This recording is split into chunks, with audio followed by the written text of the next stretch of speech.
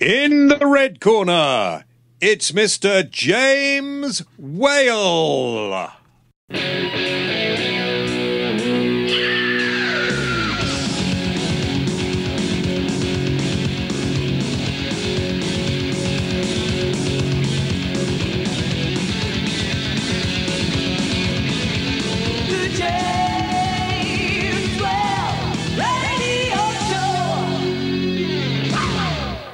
There we are. Thank you very much indeed for joining me. And you wonder why I started the programme with that. Well, I'll tell you. I'll be talking a little later to a friend of the show and a mate of mine, James Cosmo. We practice the art of talk softly together, as I probably bored you with before. Robbo, shooting bows and arrows to those of you without classical training like myself. Who's in the blue corner? Well, you could be in the blue corner. Does that mean I'm going to get beaten to a pulp? Probably, yeah. Okay. Yeah. But then you do have a very bad diet and you never get up out of your chair, do you? No, I'd probably want some down on the floor as well. I wouldn't get up from that either. No. But joking apart, well, not really, James Cosmo will be talking about a new movie that he has made, and I think you'll find it interesting. I thought I was going to be bored witless, and I went to see it. Mrs. W and I went to see it because he's a mate, and we were invited. We'll slip in, we'll slip out again, and that'll be fine. And it is probably the most amazing thing I've seen at the movies for years. And there was not even one car chase in it. I'll tell you more about that later. So anyway, here we are, the James Whale Radio Show, broadcasting online, on radio, in the ether, broadcasting around the world. In fact, talking about the ether, talking about where we broadcast to, it's a good time to say hello to our friends all over the world, Robbo. Hello, world and universe. Yes. And since we started talking to various people around the world, we talked the other day to Darren Lyons, the mayor of Geelong, formerly Mr. Paparazzi, you may remember. Yep. And we seem to have lots of listeners now in Australia, so g'day. G'day. G'day, g'day, g'day. And sad news about the cricket player who lost his life on a freak accident. Really sad news. Very, very upsetting. Did I ever tell you my cricketing story? I don't know if I did, but I don't play cricket. I've been to a few cricket matches, and when I was about 8 or 9 at junior school, we were playing cricket as people do in the playground. And, do you know, it's terrible, isn't it? It's a long time ago. I can't even remember the little lad's name. But the guy who was playing in wicket got hit in the face by the guy who was batting. He swung his bat back. The guy was too close, whacked him straight in the head. And although we didn't realise this at the time, killed him outright. And to this day, I can remember the scene absolutely as if it was yesterday. Little lad lying. I don't think there was any blood, anything like that. He was lying on the playground floor, the teachers around him. He was completely covered up by one of the teachers' mac. It was a brown, old-fashioned, brown, double-breasted sort of raincoat that people used to wear back in the 50s. And I remember saying to a teacher, is he all right? He said, yeah, he's just having a little sleep. He's just having a sleep. You go to your class. And then I remember us being told that he died and all the usual, terrible, terrible, terrible situation. Well, that's started us off on a rather cheery note, hasn't it? Yeah. I'm sorry about that. I shouldn't have done that, really, should I? You know, this is life. Life begins, life moves on, and then life leaves us, and that's how it is. We're very bad at dying in this country. I think that's the one thing we're very good at, I think. Do you think? No, yes. I don't think we are. We don't talk about it, and therefore we try to pretend it doesn't happen. So when death comes upon us, as it comes upon everybody and all families, we just sort of we do the stiff upper lip, if you like, and we get all upset, and then we bottle it up inside. We don't even think about funerals and what we're going to do. It's all rushed at the last minute and shoved away. In other countries, you know, there's more of a celebration of your life. Here it's It's tending to get that way now. But we don't prepare kids for death or talk about death at all, do we? No. Yeah, we try not to think about it, but it's an inevitable part of life. I often think about it. Yeah, well, that's only because you're a miserable old git. But you know, we tend not to prepare ourselves for it or think about what, you know. I want to be cremated outside. Well, it saves on the smoke getting everywhere, doesn't it, I suppose? No, I don't want to be cremated I certainly don't want to be buried, and I don't want some load of religious mumbo jumbo uttered over me. I want a nice sort of, you know, few friends saying a few words, sticking me on the funeral pyre, and letting what's left drift up into the sky. I think that's where I want to go. Would you mind if we, you know, had some marshmallows and some potatoes? No, I'd like that. Have curry, cook curry on me. I don't mind at all. Brilliant. I read the story. After my mother had been cremated, obviously not before, a few months afterwards, I got a phone call from the funeral directors, and I hadn't thought much more of it. You know, it was one of those things, and you know, we'd have the funeral and everything, and then everybody departed and doing their thing, and I hadn't thought much more of it. And I got a phone call from the funeral directors, and they said, "Look, we're very sorry, but your mother's ashes have been on our shelf here for the last couple of months. Can we do anything with them for you, or do you want them?" And they were down in Wales, where my mum lived. You know, she was Welsh. She was from Wales, and they were there. And I said to my brother, "Oh, I think I'll go and sprinkle my mum's ashes." And he said, "Okay." He said, "Well, yeah, fine, okay." I said, "Do you want to come?" He said, "No, no, I'll leave it to you." Stiff upper lip, you see, and all that. So I went down. I picked up the ashes. It was funny. The funeral director said, "You know, this is one of our urns. Do you think we could have it back after you've finished?" "Yeah, okay, I'll pop it back." Yeah. So I popped Mum on the front seat of my car, a sports car she liked going in, and I decided to take her for a last little trip round all the places she liked to go and see. So we had a little drive, and then I drove down to the seafront in a little town where she lived called Porthcawl on the South Wales coast. And I decided I would sprinkle her in the sea where, as a child, she used to swim off the rocks.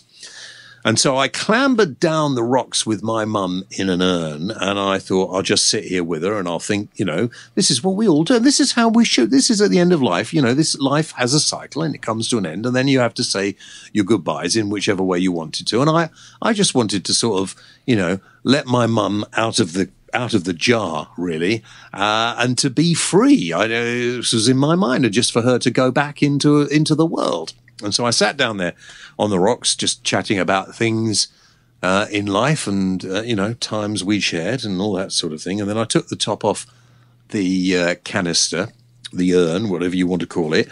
And, of course, I hadn't even given it a second thought. Ashes, a bit gritty, I thought, you know, little bits of coke or something like that. But for anybody who's not done this, when you get the ashes after a cremation, they are like dust. And if you're sitting on rocks by the sea, there is a breeze. And I didn't think about this at all, so I opened the top and I was going to sprinkle them out. And the next thing I knew, I was absolutely covered in my mother. Oh, it's like a hug goodbye. That's nice. It's like a hug goodbye. I swallowed part of her. I had part of her up my nose, part of her in my eyes.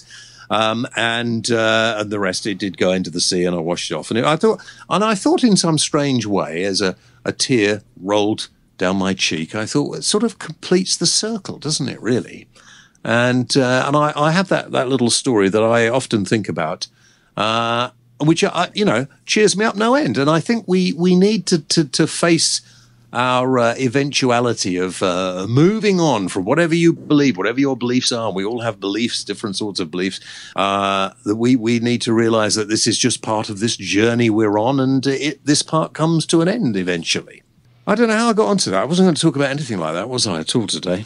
Anyway, listen, guys, welcome to the James Well Radio Show. And, of course, if you've not been to the website, it's really worth going there because we have the shop. And what time of year is it?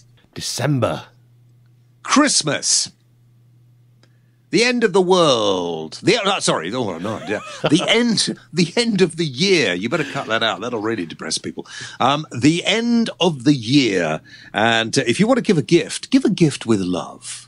Give a James Whale gift from the James Whale shop on jameswhaleradio.co.uk. Pop there and get yourself a gift. And there are all kinds of things on the website, whether you want movies for free for the month of December, which you can get, can't you? You certainly can, from Love Film. Yeah. Whether you would like an audio book. From Audible. Just go on there. You can even have a free copy of my audio autobiography.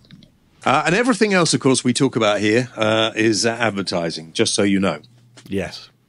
And currently, I'm driving the Ford Cougar. I've got it for another week or so. What are you getting next? I don't know.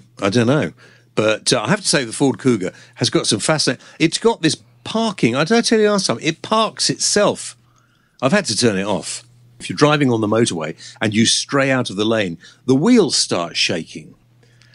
Well, I had to turn that off as well. I thought, I must have a flat tyre or something. Have you turned everything off in this car? No, well, I've turned a lot of things off in the car. But if you do like lots of gizmos, check out the Ford Cougar. It's a brilliant car, brilliant little four-wheel drive car. Well, it's a big four-wheel drive car. Absolutely brilliant. Have you seen the Blair's Christmas card? I saw it when you put it on Facebook. You nearly gave me a shock. You can put it on our website if you want, Rob. I mean, and have a caption competition. It was quite funny.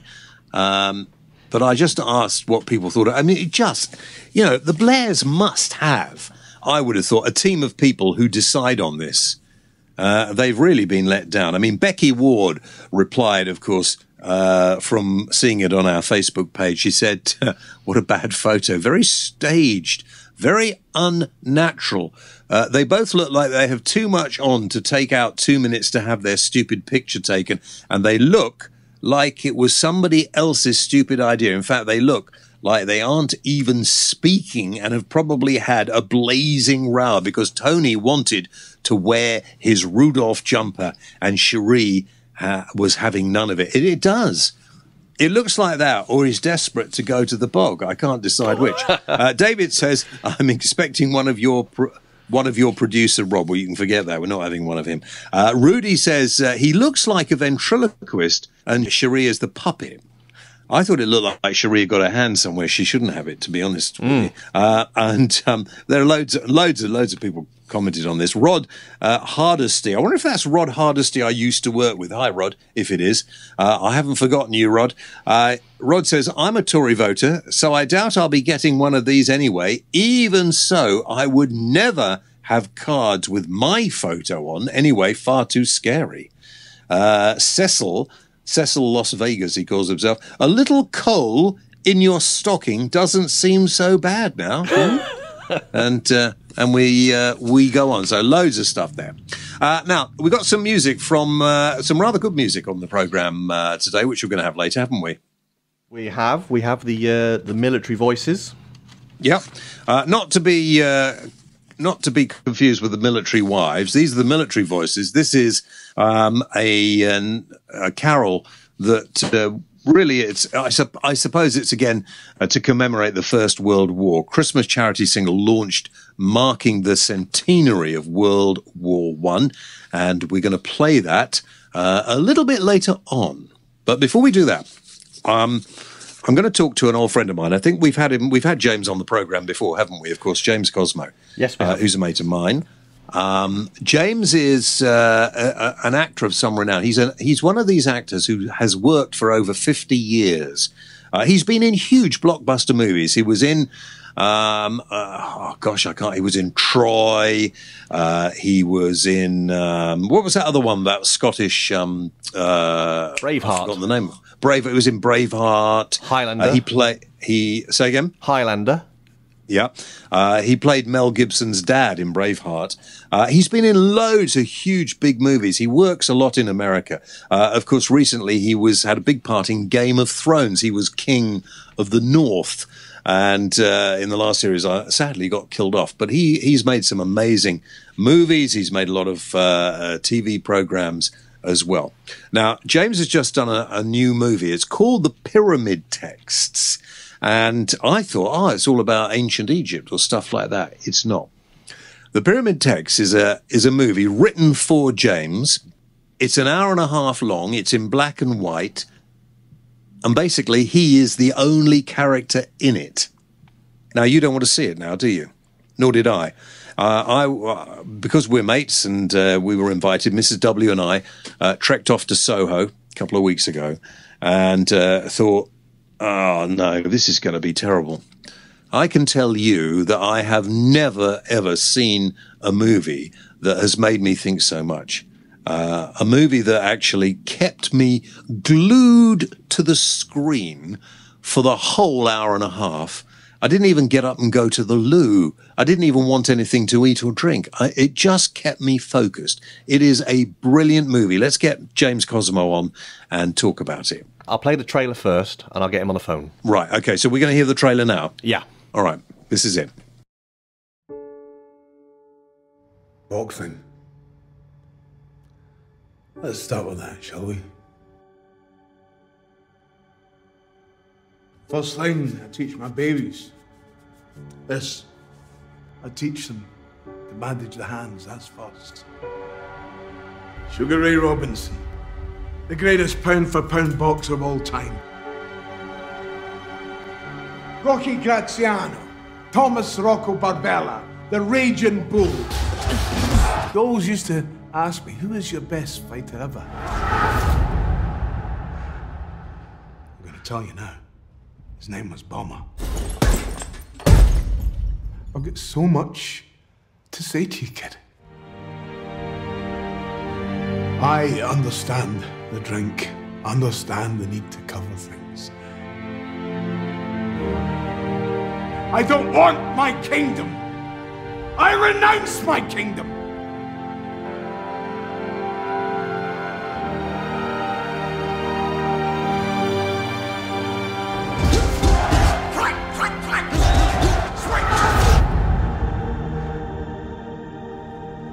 These are just some of the stories I never told you.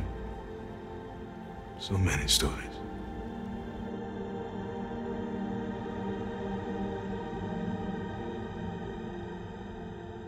Now, James, I have to listen, James. I've got to be honest with you. We all came to the screening of your movie, The Pyramid Text, the other night in London, and I must confess, I was thinking, hour and a half, black and white movie, just you. No disrespect, James. I thought perhaps I'd fall asleep, and as I'd been up at 4 o'clock in the morning, I thought, well, no one will know anyway. I'll just have a little nod off. And I actually fall asleep in movies quite regularly. So I have to say, I have never been so transfixed on a screen for any movie. And there's not even a gun or a battle in it. It is an amazing piece of televisual or film visual history. Really amazing. First of all, what led you to this script? Well, that's very kind of you to say so, James. Thank you. I met the writer, Jeff Thompson, about 2 years ago, and talking about another project that he had written. And I didn't realize that he had always wanted to work with me. And we had a lunch one day after that, and the lunch became a long afternoon and then into the night. And we just spoke, and we came up with the idea that we thought maybe a one-man stage play that we could do, maybe to do with our mutual love of boxing, but a bit more than that. And so we left it at that, and then 6 months later, the script arrived, The Pyramid Texts, and Jeff said, what do you think? And I started to read it, and I think within about 20, 30 pages, I had to put it down. I couldn't. I found it too emotional, too powerful. And then I tried again, and I got a bit further on and stopped. And then the third time I got through the whole thing. And although it was a bit scary. I just thought, you don't get a chance to do this sort of work. It very, very seldom happens in an actor's life, and I thought I've got to do this, and so we started that process. I mean, having only it's only you basically in the movie, although your son Ethan features in it as your son. Yeah. Ethan, as far as I know, I mean, Ethan's not an actor, is he? He's not. No. He's at university just now, but he's a very keen amateur boxer, and he looks so much like me when I was a young man. Not quite as good looking, but nearly. So we thought, well, he would be the ideal person to portray, my son. So there's nothing at all autobiographical in this. There's nothing at all that connects this to a real story, is there? Well, it's a collection of ideas that Jeff had, ideas that I had, true stories about boxers that we knew, things that happened to people. So there isn't really anything autobiographical about it, but in so much as, of a man who's, men who get on in their lives, they look back at their life, and this particular character has, some very deep and emotional damage, and we wanted to portray that. We wanted to make a film that was set around boxing, but it wasn't about boxing. It was a bit more than that.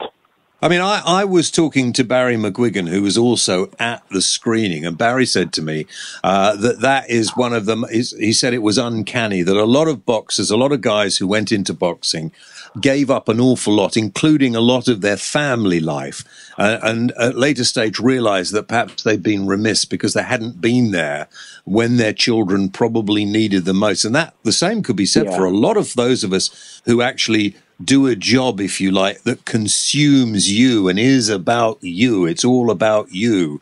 And you get on later in life and figure, maybe if you hadn't been so selfish, you might have actually been more used to your children when they were growing up. Absolutely. A great deal of it is to do with that loss, that time and the pressures that we can put on our children, to make us happy, not to make them happy, but to make us happy. So it deals with very deep it's a very deep and emotional subject, yeah. I mean, how long did it take you to do that? I mean, I was thinking to myself, although it looks like it was, straight off, obviously you did that on a number of days and a number of times. To actually be able to hold the attention of people in a theatre without fights, without subplots, without other characters is a real risk, isn't it? Absolutely. I mean, it doesn't. I really can't think of any other film off the top of my head that hopefully has managed to do that. We were very, very lucky in so much that we shot the film in sort of, chronological order over the 5 days that we shot it. So we would start at 5 o'clock in the morning and work until about 4 in the afternoon. And we did that for 5 days solid at the Repton Boys Club in the East End. And that was it. So it was a fairly intense 5 days, but shooting chronologically made a big difference because the arc of the story was very plainly in front of me, So every night I could go back and look at tomorrow's work, and see how far we were going to go with that. So it wasn't like a normal film where you shoot everything and it's all to do with shooting all the scenes in that location and then all the scenes in another location, which doesn't give you, shooting it chronologically made a big difference to me. How difficult was it not having any other actors to sort of bounce off? I actually felt quite comfortable telling that story. the downside is you can't blame anyone else if people don't like the film. There's nobody else to blame. It was only you. But it was such a personal journey for me. You know, I really, to say I enjoyed it isn't exactly the right word. It was an amazing experience to go through. Did you do a lot of it. You're actually talking to a video camera that you set up in the middle of the boxing ring, and the reason you've set it up is because you want to write a letter to your son, but you were told that maybe a film would be better. And I have to say, I'm not giving it away, I thought it was going to end with you blowing your brains out. That's what I thought was going to be the end result. Yeah, but it's not. No. And I was sitting, we're both friends of Shane Ritchie, of course, who is in EastEnders, and he's not known for he's not known for emotion. And at the end of it, he had tears running down his face. Not that he's going to admit that to you, but he had tears running down his face at the end of that. Wow. Yeah, it was I mean, that really means something because, you know, as you well know, James, you know, the life of an actor is usually doing stuff, you know, we're all out there to earn a living and you hope you get a nice part and it's you know, you do it well, hopefully, and that's fine. And people say, oh, I really like that part you played, that's fine. But it's very rarely as an actor you get the opportunity to work with a script that really connects with people and moves them, you know, and that is the essence of being an actor, I suppose. You know, it's that wish to impart emotion to people, to maybe make people just think about things, think about life, think about their life, you know. So I felt very privileged, and to see the reaction in the theatre, the cinema afterwards was wonderful, you know, because I knew that our film had really touched a lot of people, and that's a wonderful thing. Were you worried about how people would receive it? I mean, it's one thing making a movie, it's one thing looking at it, but it's very difficult to judge yourself in something, isn't it? Almost impossible, James. Almost impossible. I knew that Paul and Ludwig Shemasi and the two directors were very pleased with it, but I hadn't been... I don't like to go to editing suites or anything and watch the editing process. That doesn't really ring my bell. So yeah, I was wondering. You know, I thought, you know, this is a long time to ask people to sit and listen to one man talking, and I did. I was concerned about that, but it looks as if it sort of worked. You know. Well, I don't think, and you know, there was an audience of critics and some of the people who were a bit cynical about everything, and I didn't hear anybody move. I hardly heard any coughing. Well, I was standing at the back with my wife Annie, and it was interesting because I hadn't seen it before, so I was watching it, and it was like a new experience for me because I don't usually watch myself, as quite a lot of actors don't watch themselves, but it was very interesting to watch the audience, and you're right. You know, I was waiting for people to, you know, maybe get up and go to the loo or talk to each other or whatever, you know. But it didn't seem to happen. You know, I guess that's pretty unusual. I mean, I think also the way that it was directed, the sound effects. I said to my wife afterwards, I said, I was getting a bit concerned about the underground coming through while we were watching it. She said, don't be stupid. That was part of the sound of the movie. And I said, oh, was it? Yes, yeah. And it all added to the reality of it.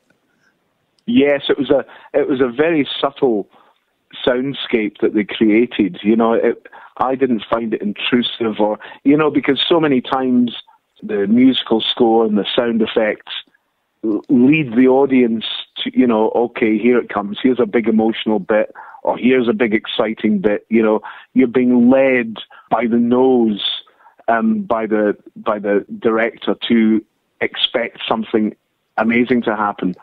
The boys Ludwig and Paul were brave enough not to do that, to just let the words and hopefully the performance had the impact, you know. So they were very careful that the music and the soundtrack didn't intrude too much into the performance, you know. I mean, the music was great. Presumably it was specially commissioned for this piece. Yes, it was. Yeah. Presumably it's called the Pyramid Text because of the piece in the movie where you explain that you know, boxers wrap their hands, and the Egyptians, of course, used to wrap their bodies to look after the bodies to send them into the afterlife, and you make a comparison with that. Yeah, there was a speech near the end where it's explained a bit more, but we decided that we would leave that out because not to give too much away, but near the end we thought no, it doesn't really need explanation, you know. But it draws a comparison between the protection of the hands and the protection of the body in the afterlife. Mm. Now, we've played the trailer, the audio bit of the trailer, just before we started chatting, for people to get an idea of what it's like. And on the front of our website, Rob, we'll put the whole visual trailer, won't we? Of course we will, jameswhaleradio.co.uk. So wherever you're listening to this at the moment, that's being delivered to you very soon, I believe. Yeah, we've got that. So we can put that there and people can watch it. But because I'm sure when people see this, they will want to see the whole thing. So how is it now going to progress? Well, it's going to start going to festivals, and we'll see how it does there. And then we're hoping to get distribution. I mean, it's for independent films, it's a tough job, you know. For a one-man black and white film, it's going to be even tougher. But it will be out there in cinemas around the country, I hope. And the social media and Twitter and all that sort of thing is really, really starting to build, you know. So we're very hopeful we're going to get it out there, because it's, you know, I've been in the business nearly as long as you, James. I've been in the business 50 years. It'll be 50 years next year, and it's the best thing in my humble opinion, it's the best thing that I've ever done. That's all I can say. I'd just like people to see it. I mean, it made me want to act again. If anybody has any aspirations to acting, it's one of those things like watching Laurence Olivier doing one of those great plays that he used to do, and he used to, or even John Gielgud or Ian McKellen, any of those great actors. It was like watching that. I remember watching you in The Virgin Soldiers when I was about 14 anyway, so you've been doing it a lot longer than me.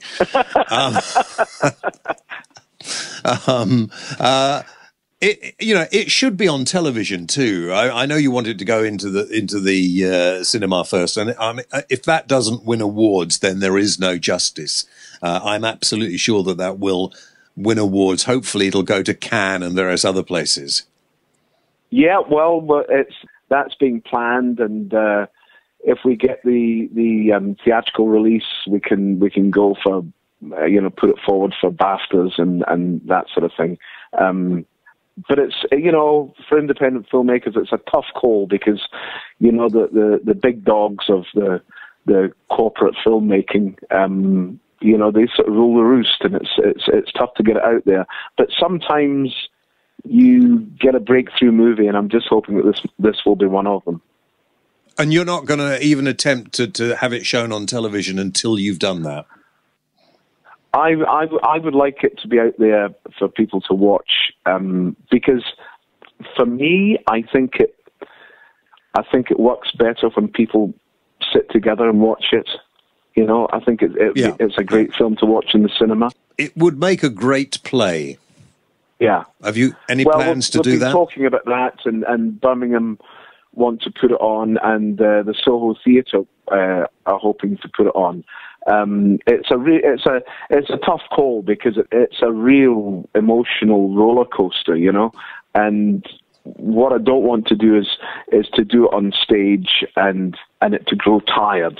You know, the thing about the movie is it's complete. It's the only part I've ever played that was completely from my heart. There was something special about it, and if we do it on stage, it'll probably be a very short run, and you know, I just don't want to dilute it. That's what I'm saying. All right, James, listen, you're still, of course, being hailed as one of the greats of Game of Thrones, even though you were horribly killed.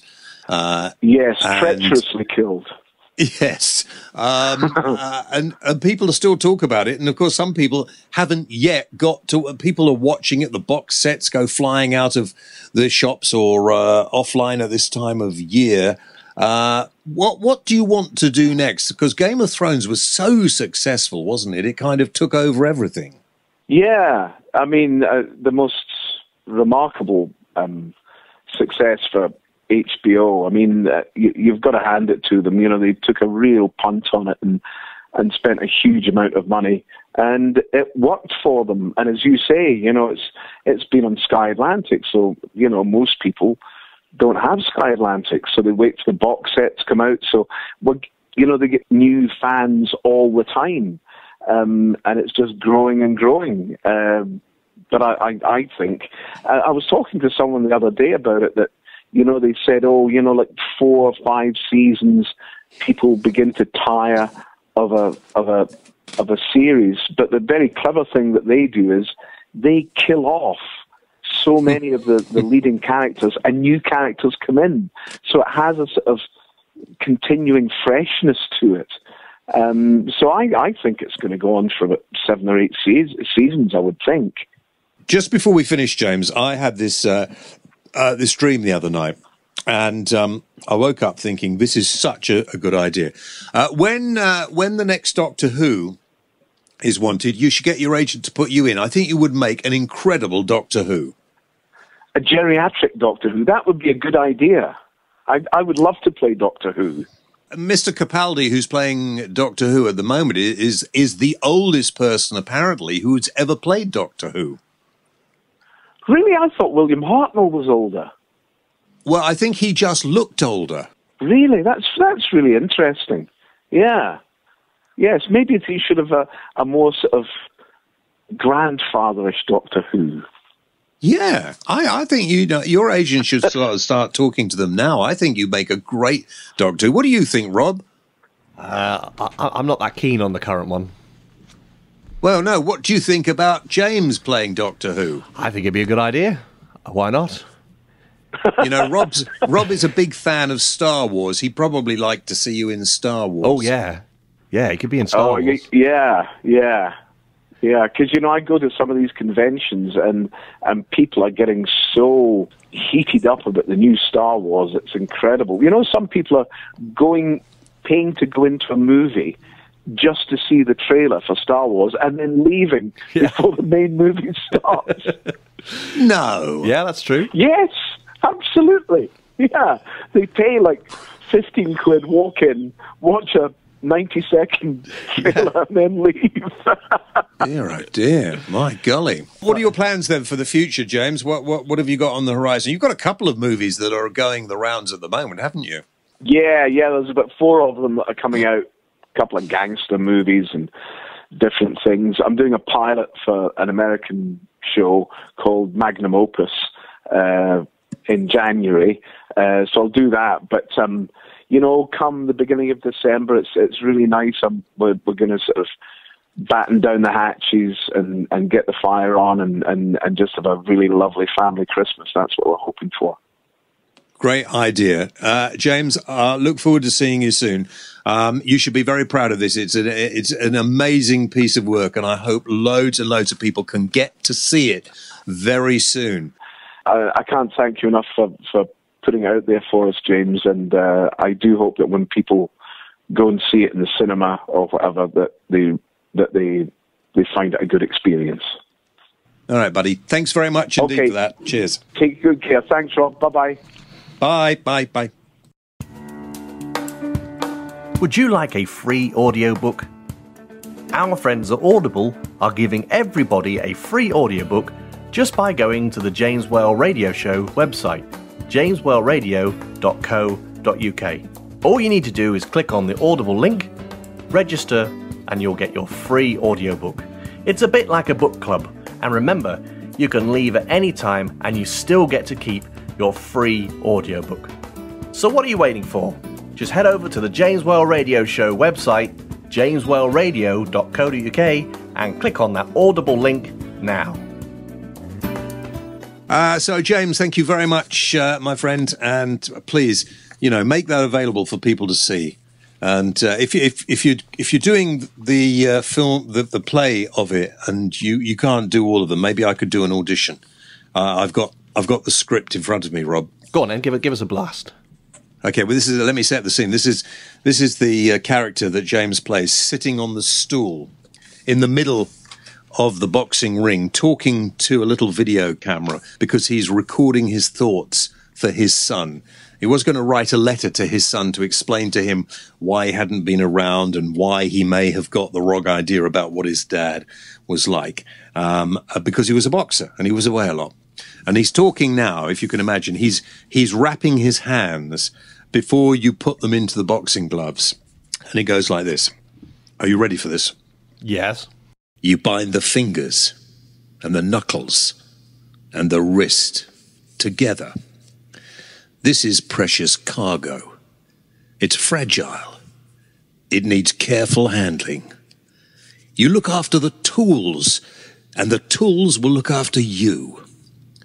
You need to protect the bones, even if you're just sparring, even if you're just training, especially if you're just sparring or training.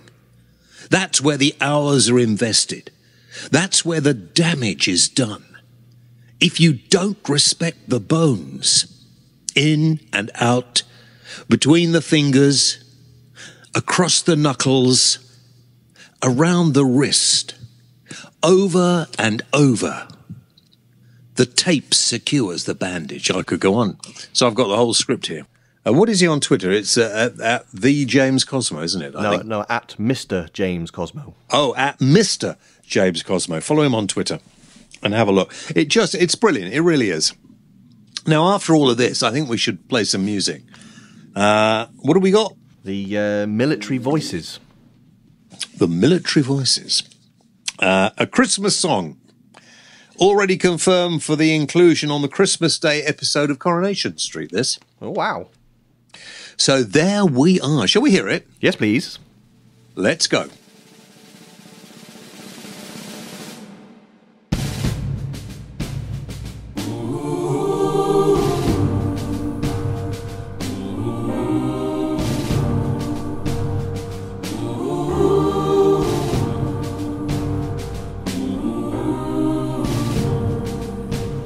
It was Christmas night on a battleground. Every weary man laid his rifle down. Through the burning mist, you could hear the sound of a carol song on a battleground.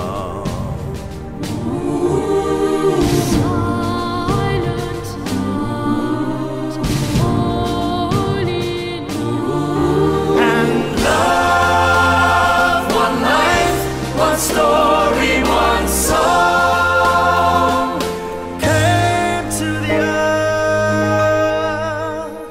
Can you hear the echo of a million songs?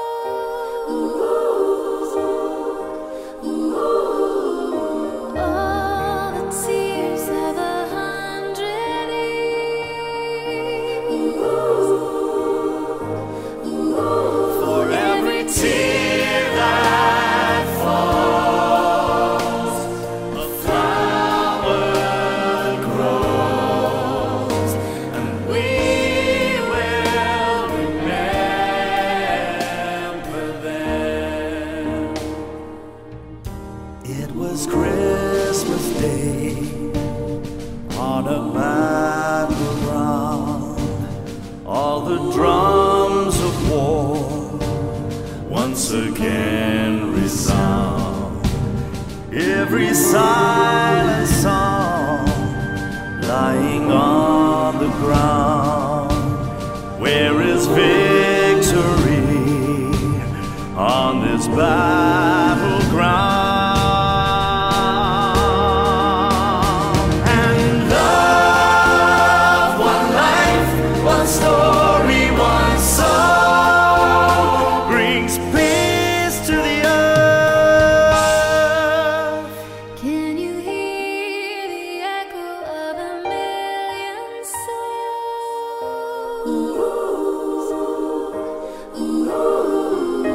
All the tears of 100 years.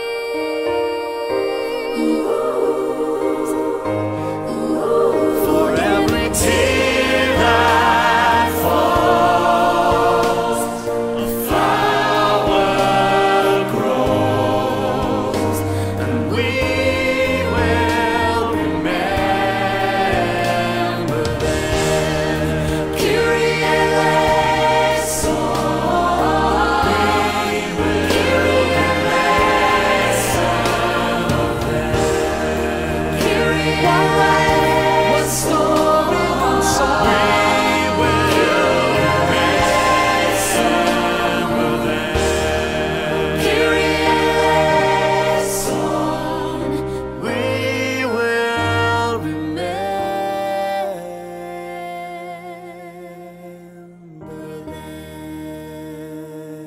them. So there we are, Military Voices, 1914, the Carol of Christmas, Christmas charity single launched, marking the centenary of World War One, and I presume you can download that now, can't you? I would imagine it'll be on iTunes, Amazon, everywhere, really. Yeah. James Whale and the James Whale Radio Show online around the world on radio stations. In fact, anywhere you can pick us up. And hi to all those people listening to us in America. Loads of people now listening to us on the continent of Europe. We've got people in the Middle East. Are we still big news in Abu Dhabi for some reason? We've dropped down a little bit in the United Arab Emirates. Oh dear, why? What's happened in the United Arab Emirates, I wonder? I have no idea. I've not said anything untoward, have I? Well, I'm not going to listen back and try and find out what you've done, but it must be something. No, you better not. You better not. Okay. But anyway, wherever you are, please, if you want to get in touch, you know how to get in touch with us. JamesWellRadio@gmail.com. JamesWellRadio@gmail.com. Now, I think it's time for Tech Talk, and my very good friend, Tony Fisher. Tony Fisher! Yeah. Wanted some really interesting tech talk on the programme this week. Right. We need a jingle, don't we? On the James Whale Radio Show, time for Tech Talk. You're building this up and it's not going to be very good. Isn't it? Why? What are we going to talk about? Well, I was going to talk about drones. You carry on. Yeah, drones. Big Christmas thing this year is drones. People buying drones, little drones, about 30, 40 quid. My friend Theo Pathetis, Yeah. you know, the dragon, he has just bought himself a drone. I bet he's bought a big drone, though. Yes, it is a bit. It's a little more than 30 or 40 quid. I'm not sure what he's going to do with it, mind you. What can you do with a drone? Well, the most interesting thing you can do with your drone is stick it in your back garden and film above your house and round your neighbours' houses and round the street. Because you can only fly them line of sight. Any further than line of sight, you're breaking the law. Really? Yeah. Well, if I find one in my back garden, I shall take down a bow and arrow and shoot it out of the sky. Well, you don't have to, because apparently these drones are being attacked by birds. Are they? Yeah, hawks and eagles apparently are swooping down and knocking out these drones. Yeah, well, I'll use what they call a flu arrow, which is an arrow for shooting up in the air. Then the arrow doesn't go very far. It comes straight back down. And they were used in the old. Obviously, you don't hunt animals with bows and arrows; it'd be terrible. But a flu arrow would be ideal for knocking a drone. In fact, it'd be quite good fun if you've got the space to have them as little flying targets, wouldn't it? Well, 30, 40 quid a time, that's not so bad, I suppose. Well, no, if you fly them over my garden, expect to have them shot down. It'll be invading my airspace, won't it? Well, that's what it's all going to be drones everywhere. I mean, estate agents are using them now for taking aerial photos of houses. And are they as difficult to fly as all these sort of radio-controlled things? Helicopters. A few years ago, I got into buying and importing helicopters. They used to sell loads, thousands of them. I sold these, and they were always coming back crashed and bent. Yeah. And these drones, they've got so much technology in them, they basically fly themselves. They work out whether they're going to bump into something, so they move away. They stabilise themselves. A bit of gust of wind, it won't affect them. They'll just self-stabilise, and they've got so many gyros and onboard computers on them now. They're amazing. And you could get that for about 30 or 40 quid. Yeah, the standard ones that everyone will be getting for Christmas will be the 30, 40 quid ones. I mean, obviously, you could spend thousands on them, but... Yeah. You've not ruined my Christmas present now. Surprise, have you, by telling me that's what you're getting me? If you were to get a drone for Christmas... Yeah. Would that be a good gift? Yeah. Samantha lives across the way. It'd be a very good gift, yeah. Shall I get Samantha one as well? No, you don't need to get Samantha one. Okay. So, so a drone would actually make a good Christmas gift then? Yeah, no, absolutely. I think it'd make a great Christmas gift for anyone. Okay. One with a good camera on. Yeah, with a good camera on it, yeah. Okay. Yeah. And one that, even people who can't rub their tummies and tap the top of their heads at the same time could manage to fly. I can do that. I can tap my head and run my... Yeah. Now, how much time have we got left? Not much. Do you want to do some questions? Well, yeah, I was going to leave the school nativity for next week's show. We're nearer Christmas then. Yeah. And I was going to talk about breastfeeding on the programme as well, and how if you're thinking of going to Claridge's for tea, don't if you're breastfeeding. Why? Well, because, a young lady was in Claridge's, I think, a couple of weeks ago, and she was feeding her baby, and she was asked to leave. Oh. I really find it annoying. There are two things that annoy me intently at the moment. One is the attitude of people to a mum feeding her child, right? Yeah.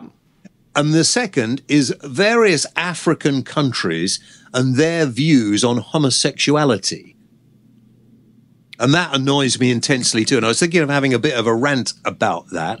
Literally, people getting killed because of their sexuality in some of these countries, because of their backward politicians and some of the influence of certain nutters from extreme Muslim or Christian religions. And it just intensely annoys me. Do you know, Robbo, it seems to me that I have been doing all the talking today so far. So why don't we finish off the programme this week with thoughts of the week, questions, complaints from our listeners. Why don't we do that? Okay. Jackie Gant says, I'm in hospital again. When will the NHS ever improve? It's a very good point. I suppose when politicians learn to leave the NHS alone and let those people who know about medicine actually organise it properly. That's my thought. And when people stop being such hypochondriacs as well. Anyway, get well soon, I suppose. Jackie, get well soon. Don't keep going into hospital, Pet, please. Pauline Codd, do you cut your own toenails or do you just let them snap off? No, I cut my own, strangely enough. I have in my office here, my studio, I have my cutting machine. I'm doing it now. Here. But I like to keep them nicely trimmed. That sounds terrible. Does it? Yeah. Oh, hang on. I've got. When you get a bit cut and it hasn't quite come off. Yeah. On the big toe. Hang on. Okay. So I hope that answers that question. JamesWellRadio@gmail.com or on our Facebook page is how you can get your questions in. Yes. Any more? Okay. Stuart Corden, why do new cancer drugs cost so much if we've been donating so much money towards it? It's a very serious question. For every drug that gets to the marketplace, hundreds have failed, and the tests and everything. It's a very expensive business in producing drugs. Very expensive. Okay. John Jones, what are you buying your dogs for Christmas? I tend not to buy them anything for Christmas, otherwise they feel a little bit spoiled. But I will be playing with them a lot, and if they're very good, Very good indeed. They'll get a little bit of turkey. Maybe you could take them out and play with your drone. I mean, no, forget that. Okay. Yeah, that's a good idea. Go on, yeah. Why is Greenland called Greenland when it's covered in white snow? Well, the same reason that Iceland is called Iceland when it's not covered in ice. And they don't sell frozen food. No, exactly. Yeah, they don't need to. Just stick it in the garden. Well, Greenland has quite a bit of green on it, doesn't it? Or did it used to have green on it? Maybe it's green underneath. Yeah, it probably is green underneath, yeah. Yeah. If you don't pay your exorcist, do you get repossessed? If you don't pay your exorcist, do you get repossessed? I would imagine you probably do. But whether or not you can tell that you've been repossessed, if you were possessed in the first place, it's, I don't know, to be honest. If life's like a box of chocolates, why is my quality street filled with golden cups? I hate them. I only like the purple ones, and there's only one of them. Really? Well, I like the bit. You can get those now. Do you see those in the filling stations quite often? They sell the big purple one, and do you know I love the green triangles. Oh yeah, the green triangle. Yeah. And they sell big versions of those as well, but they're a bit of a rip-off. They're about, I don't know, about 80 quid, 80p each or something like that. Yeah, that's true. So, yeah, I don't know about the golden cup. I don't think I've ever seen a golden cup. I haven't seen one for a long time. Do they still put them in? No. I don't know. Are you writing these yourself, or are these genuine questions? Genuine questions. I've got them off Are your you Facebook. sure? I've got them off your Facebook wall this morning.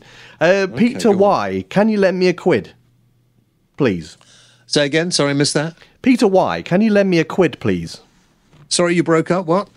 Peter Y, oh, God, give up. Right, okay.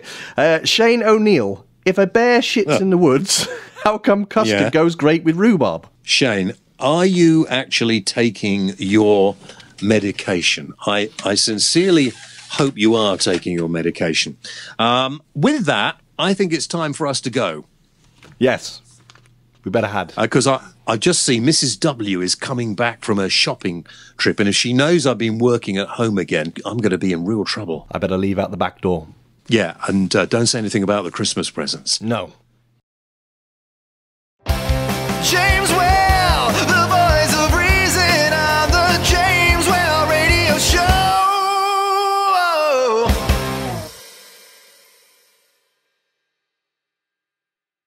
You're listening to the James Well Radio Show. For more information, visit www.jameswellradio.co.uk.